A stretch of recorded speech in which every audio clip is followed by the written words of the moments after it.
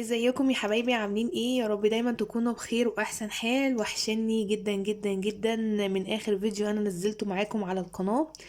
اسفة جدا اذا كنت طولت عليكم ورجعت لكم متأخر. انا عارفة ان انا غصب عني طبعا، انا زي ما قلت لكم ان والدي توفى. ربنا يرحمه يا رب. وفعلا كانت فترة صعبة جدا وما زالت هي فترة صعبة عليا طبعا.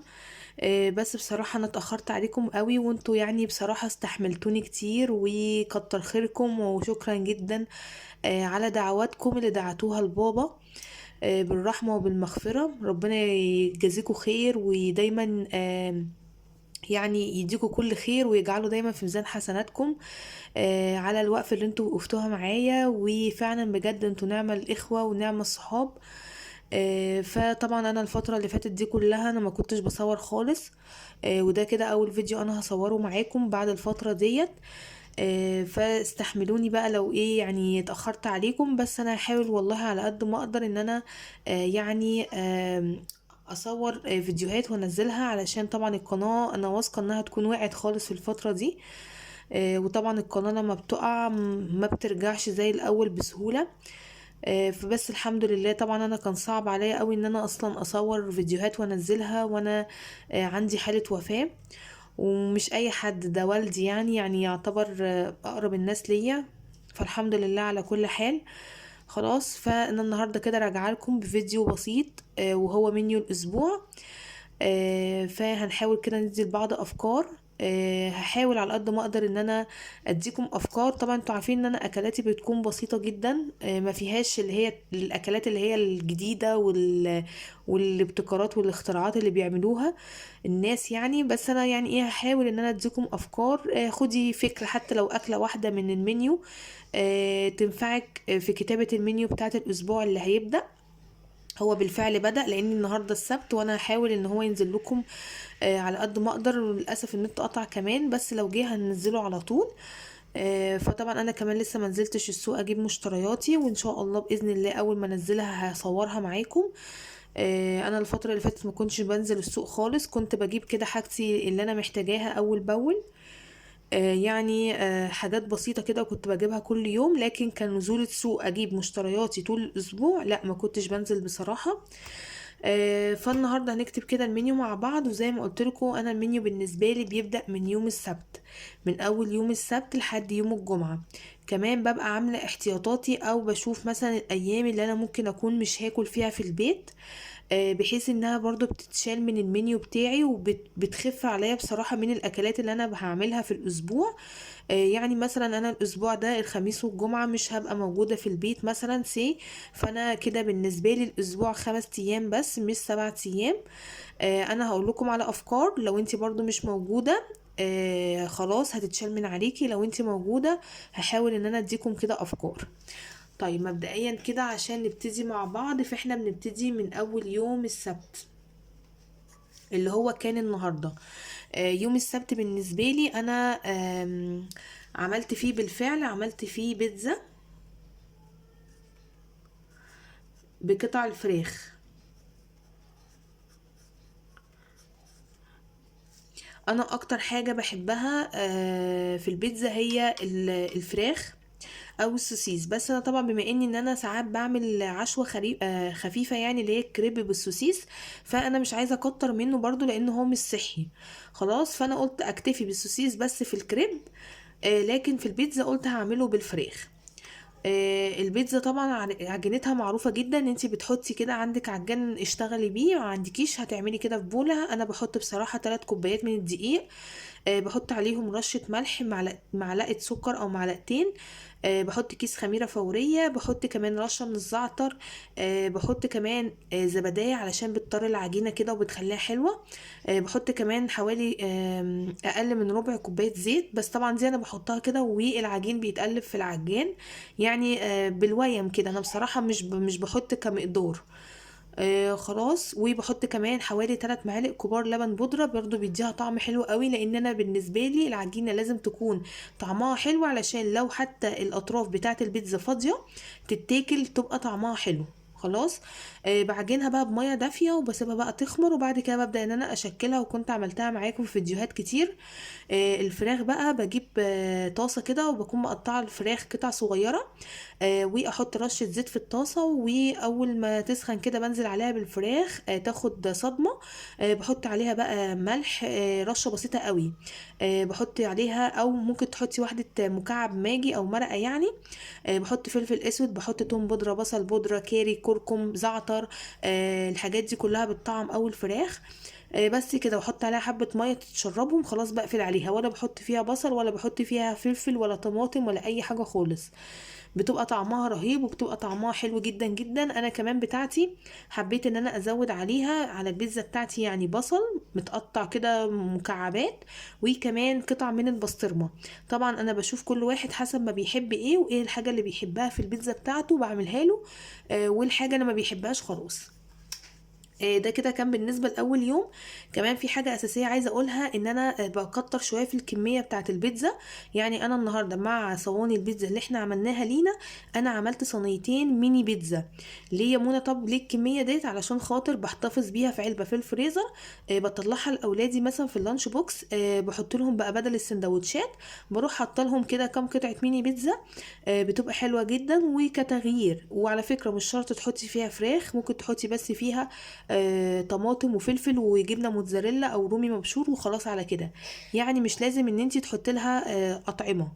بس انا بصراحه كان عندي فراخ فحطيت لها. خلاص، ده كده كان بالنسبه لاول يوم اللي هو يوم السبت. وكمان وفر عليا سندوتشات يوم الاحد ويوم الاثنين، لان انا هديهم بكره ميني بيتزا وبعد بكره ميني بيتزا. خلاص. يوم الاحد بقى انا هعمل ايه؟ انا هعمل فيه مسقعه. لاني بصراحه انا عندي بتنجان رومي هنا في التلاجة، فانا عايزة اعمله صينية مسقعة. وهعمل جنبيه مثلا جبنة قديمة بالطماطم بالطحينة بالزيت. خلاص. او ممكن تعملي جنبيها طبق فول وطبق طعمية. وهكذا، يعني يوم ارضيحي، يعني اللي هو من غير لحوم ومن غير فراخ ولا اي حاجة. وعلى فكرة الاكلات دي بتأكل جدا جدا عن الاكلات اللي هي باللحوم. هنيجي بقى اليوم الاثنين. يوم الاثنين انا هعمل فيه ايه؟ انا هعمل فيه مكرونة بالبشاميل. طبعا باللحمه المفرومه، لاني احنا بنحبها باللحمه المفرومه. وساعات بعملها نصها لحمه مفرومه ونصها فراخ. لو جوزي هياكل معانا، لاني مش بيحب اللحمه المفرومه. خلاص. فانا يوم الاثنين انا هعمل فيه مكرونه بشاميل باللحمه المفرومه. اما بالنسبه بقى ليوم التلات. يوم التلات انا هعمل فيه ايه؟ انا هعمل فيه برجر وبطاطس محمره. اهو برجر وبطاطس محمره. البرجر ده انا بعمله برضو، بيبقى عندي لحمه مفرومه، وبعمله بحط عليه فول صويا، وبحط عليه رشه يعني حبه كده من الكاتشب. وبحط عليه بقى خلطه بهارات البرجر، بيبقى حلو جدا جدا. وبعمله بمكبس البرجر. بصراحه ما كانش عندي زمان ولسه جايباه، بس بصراحه خلى بيفرق جدا جدا في حجم البرجر، لان بيخليه كده كبير، فلما بيكش حاجات بسيطه. غير كمان التضليعه اللي بيعملها في البرجر، فبيدي شكل حلو قوي. طبعا بجيب له بقى كايزر وبجيب له حاجات يعني. فبالنسبه لي ده يوم التلاتة، انا الحمد لله عندي الكايزر وعندي البرجر انا عاملاه مفرزاه في الفريزر. هطلعه بس احمره واحطه في السندوتشات. طيب يوم الاربع انا هعمل فيه ايه؟ انا هعمل فيه رز بسمتي واجنحه مشويه في الاير فراير. طيب الرز البسمتي دوت انا برضو عندي الحمد لله. بجيب كده حله بحط فيه بصلايه بقى. انا مؤخرا بقيت اعمله بالبصل، بيدي طعم حلو قوي للرز، وكمان ما بيبانش وبيبقى طعمه حلو قوي. بس اهم حاجه البصل اللي انت هتحطيه فيه يكون متفرز عندك في الفريزر. يعني لو انت قطعتي بصل كده فريش، ما اعتقدش انه هيبقى حلو. انا بصراحه عملته لما بيكون عندي بصل في الفريزر، باخد منه قطعه كده، ما بيبانش في الرز، وكمان بيديله طعم حلو قوي.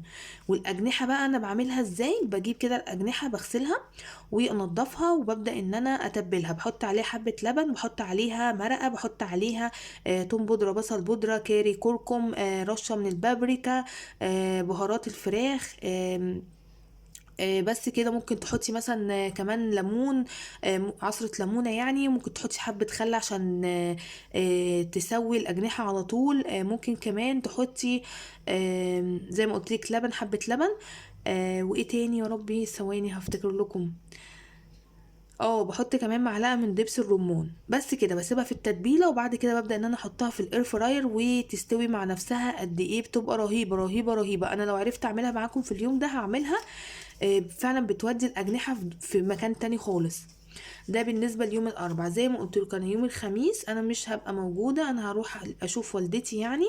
لان طبعا احنا لازم يعني الفتره دي نشوفها كل شويه، علشان طبعا الحاله النفسيه اللي هي فيها.